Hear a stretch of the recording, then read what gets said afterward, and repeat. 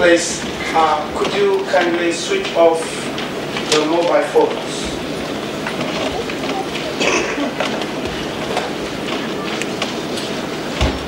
Good evening, distinguished guests, ladies and gentlemen.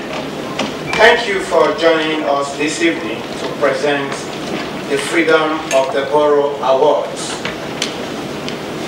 Mr. Mayor, apologies have been received from Councillors Barbrook, Carroll, Pennant, Hunt, McDermott, McCarthy, Mrs. Rawlinson, Mrs. Reason, Mrs. Toomey, L. Waker, Mrs. West, P. Waker and Denya.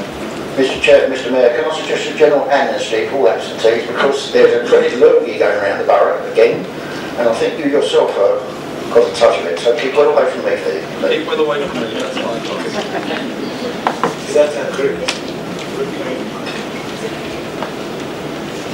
So, item number 3. Please confirm the minutes of the ceremonial council meeting held on the 10th of December 2008. And they agree? Agree. Item number 4. Thank you, Mr. Mayor. The Freedom of the Borough Award, being the most honourable distinction which is within the power of the council to bestow, will be presented to Beverly Smith, M.B.E, Councillor Inder Singh Jamu, Stephen Roy Thompson and Jeremy West. Thank you. Would the leader of the council, Councillor Charles Fairbrass, speak in support of Beverly M.B.E? It's my great pleasure to do so, Mr. Mayor. Ladies and gentlemen, distinguished guests. Beverly Gold I knew about, but didn't know much about her until we decided to put a sporting hero statue up on the A13. And that started off with my colleague here, Liam, remembering the World Cup coming up the anniversary when England won the Football World Cup, although he was an avid rugby player himself and a rugby fan.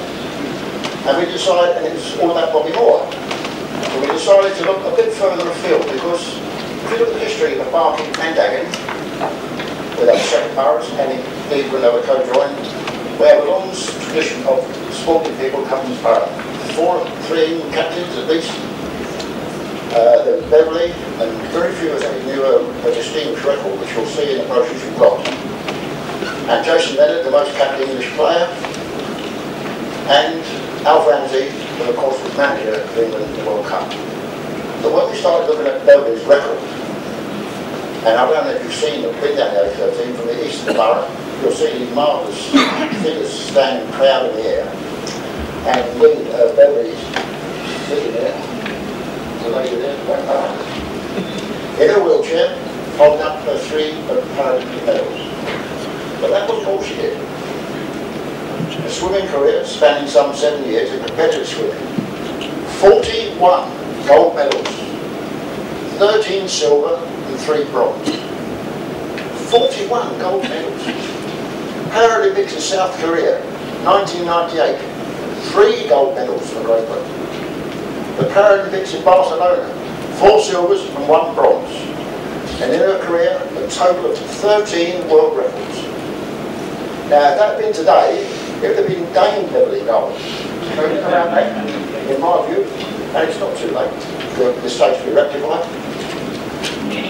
There is little doubt in the sporting history of this borough, Beverly Gold is amongst the very best. In fact, there are some who could rightly argue the very best. But when she gave up her swimming, she didn't give up swimming. She became a coach.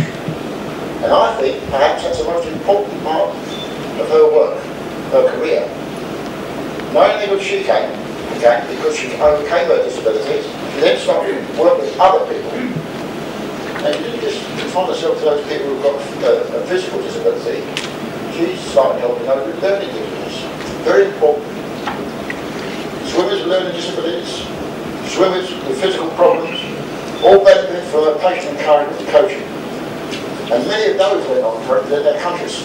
So here we are, a lady who's represented the country for many years, getting others into the same context. A marvellous achievement. Some of you remember Thames Television? Those glorious days of Thames Television. Well, she was Thames Television Sports Personality of the Year. She was a woman's own. Now that's still around. I think it's a woman's magazine. I don't read it myself. I hasten to add it. It's still around. I think I've seen it on the shelves. Sports person. Sports person. We have to be very careful. Sports Personality of the Year. She was sports writers. Sports writer, the journalist who wrote about sports personality of the year, and England Coach of the Year in 1994. And tonight we welcome her as a freeman of the borough. It's the only honour this borough could bestow, and there could be no worthy recipient than Beverly Gold, M.B.E. Thank you, Mr. Chairman.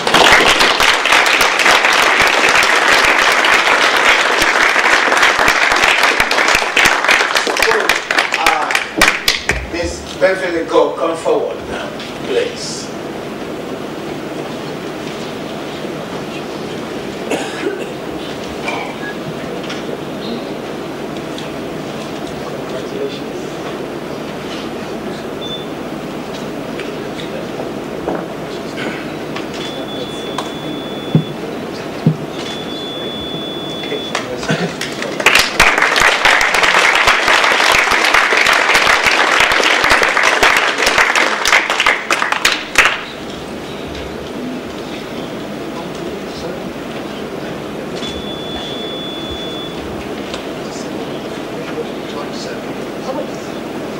I would want her to say a few words now. Super. Thank you so much for your kind words. What an honour. I feel quite embarrassed, but not too embarrassed to say a few words of my own. I was asked this morning how I compared this award with others that I've received. For example, the M.B.E. And believe me when I say I regard this equal to the M.B.E. because it comes from my hometown.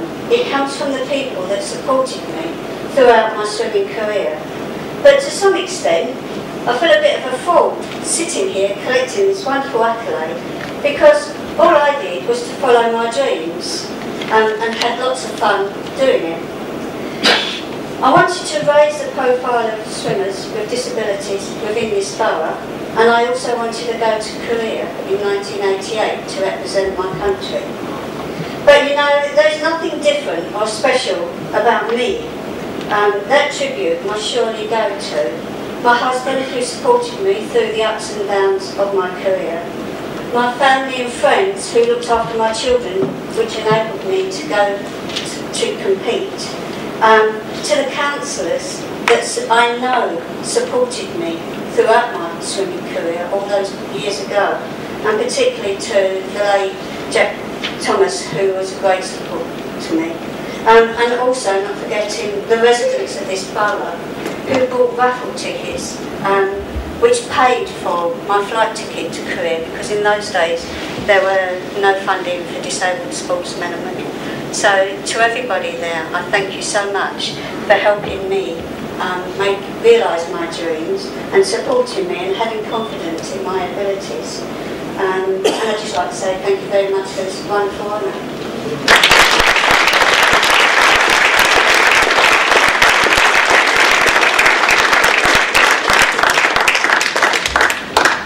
Next, could Councillor Inder Smith speak in support of Councillor Inder Singh Jamu?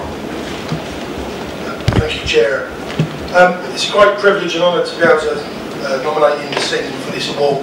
It's something that he very deserves. It's difficult to speak about an award, colleague, because you see him day in, day out. But I have to say it's a real privilege to be his award colleague, because currently being a member of the Labour Party and being a politician is not the best time in the opinion polls. But every time Inder Singh ever goes out, there's always a smile on his face. I think he's one of the few people in this room that I've never ever heard him say a bad word about anybody. He really isn't. There's always a happy, smiling face. There's always it's a joy to see him, and he's always there to offer his help to you. I mean, he never says, I can't do something. It's always, what can I do for you? And you feel sometimes guilty that you're putting too much on him. But then I look at the wonderful family that he's got, and they're always there to be with him. Normal, his wife who's sitting over there. The times I've seen her walking down the streets in the pouring down of rain, delivering stuff and working for the Labour Party. Every time you go around it's a privilege because you get lovely food. There's always that there for you. So when he retires, the leaflets will still be picked up from Inder's house. He's not getting out of that one. His lovely daughter, his son, his grandchildren. They've all been educated locally as well. They've all gone to local schools, and he's just a really, really nice person. Looking at his distinguished record, as you see in the page of the booklet, you see the amount of work that he's done over the years. I mean, he was first elected in the by-election in Riverbourne in 1988. He was the borough's first, Dagenham's first Asian councillor. Something that's quite proud of in Riverbourne. When we look at our ward meetings, you see a real mixture of the community there, and that's all due to some of the work that Inder's done. In particular, when he was the mayor, went to Edinburgh and certainly raised the profile about Indian and Sikh troops that fought in both World Wars. I mean, I'm someone who considers himself knowledgeable on history and particularly British military history, but you don't fully appreciate and aware of what the Sikh community gave. We're all aware in World War II, certainly I was from my granddad's experience in Burma, but when you listen to what the fields of Europe, I mean, we visited the cemetery once, myself, Councillor Collins and Councillor Little, and when you go there, this little frozen part of Belgium on a cold November's day, and you see these headstones dedicated to the troops that come from all over what was the Empire and then now the Commonwealth. And who ever thought when those young people were being born into the world that they'd end up in the frozen part of Northern Europe. And Inder, when he was the mayor, really, really raised the profile of it. And also the Sikh community as a whole. I mean, when I was totally naive, I had no understanding of the Sikh culture, but through Inder Singh, you make him aware of what a proud race and generous race of people there. When I went to Gurdwara with him, I was totally unaware that food was provided free of charge. And they said it's available to everyone. I said, well, people are not Sikhs, everyone. And they really, really are generous and kind and proud people. And Inder really is typical. I mean, if I had to describe a Sikh, I'd say Inder Singh. And that's reflected by the community awards that he's won in India. When you go into his living room, unfortunately, it's like the Manchester United trophy room. It is full of gold trophies and awards that he's been given, and given not lightly. I mean, politics is very, very high emotional thing in India, and to win these awards, you've really got to work your socks off. And Inder's done that. He's done that in Dagenham, and he's certainly done that in England, and he's raised the profile of the Sikh community in this borough. But touching upon some of the works he's done obviously the race equality is something very close to his heart. He's led the way on that. A governor at the same school for 26 years, I think that's unique. And a school that's had its ups and downs, and he's never walked away from the school. It's easier to walk away from a school that's in trouble when its results drop down to 20%, but he stuck with the school, he stuck with the students, he stuck with the pupils that are there, and the teachers, and now he's part of a school that's on the success growth. And I, as chair of government, am always grateful for Inder's contribution. His attitude towards young people, again, it's easy for politicians, particularly the older ones, as sometimes leader, moan and groan about the youth, but boxing. There you go, see. But Inder never does. I mean, honestly, I can't say this enough. He always sees the good in people. I mean, never, ever, as I say, repeating a bad word. I mean, his work with all the community across Barking and Dagenham and across London. When you go to Southwark in a by-election, and the first people there is all the politicians, the senior politicians, cabinet ministers, junior ministers, and the first person the candidate goes up to and speaks to is Inder Singh. Hello, Inder Singh. I mean, that shows you the gravitas the man has. And more importantly, I know he's very proud. His sister, Indaka, over there, lady in the white, has travelled all the way from India to be here to see her little brother get this award.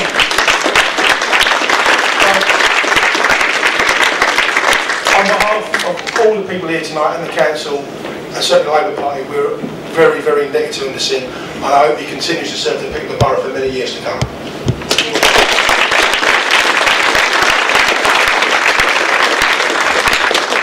Thank you, Councillor Smith. Councillor Gill wants to say briefly something he knew